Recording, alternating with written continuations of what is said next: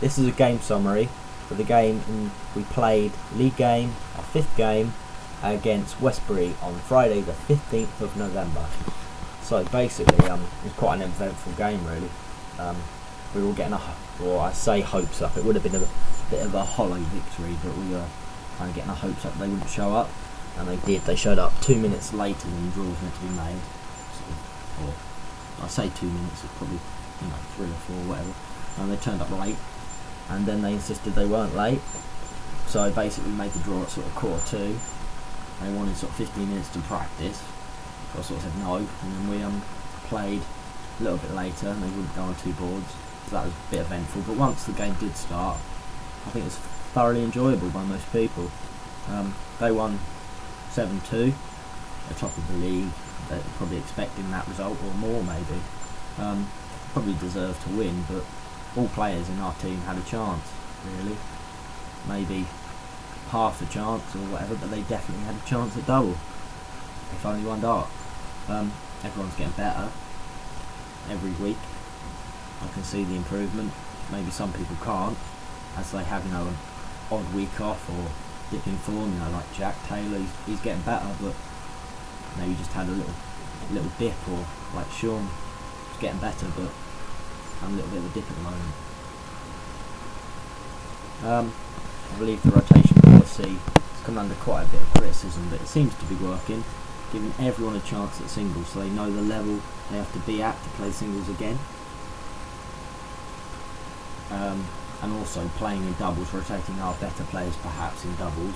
They get to understand the teammates' game, so if they're playing doubles again, they know what to leave them, what kind of pace they want to play out, etc. One thing I would like to say though is when I was scoring the games, quite noticeable how coming down from 100, some of the players weren't very good at sort of counting it down to their favourite double. So maybe a good practice is a 101 game and see if you can get out in under 9 darts.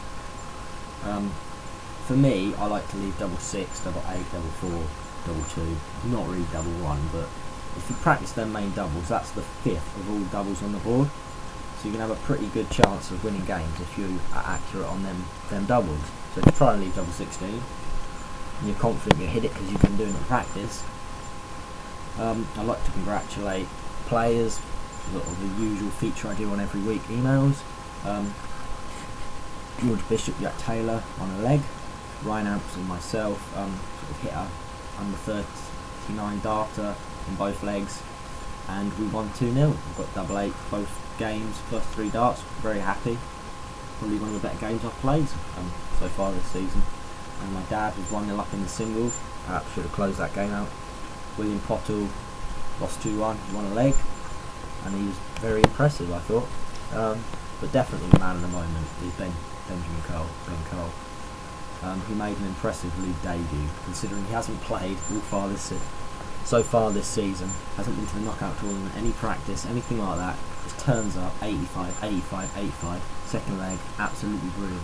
I thought he was going to hit 20 to 30 darts, and probably in the end he hit a sort of 33, 36 perhaps, but it was very impressive.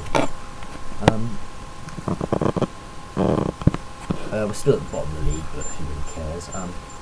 Next up we've got Glad Abbott.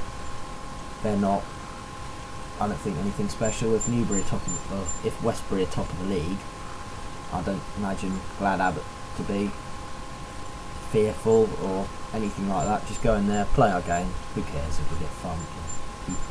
Great if we win, like we've been doing so far. Keep building on the little things. And then after that we've got Roman Catholic Club and Bury Town B. These probably are our best chances of winning this season, so let's put all our practice in for these 2 games.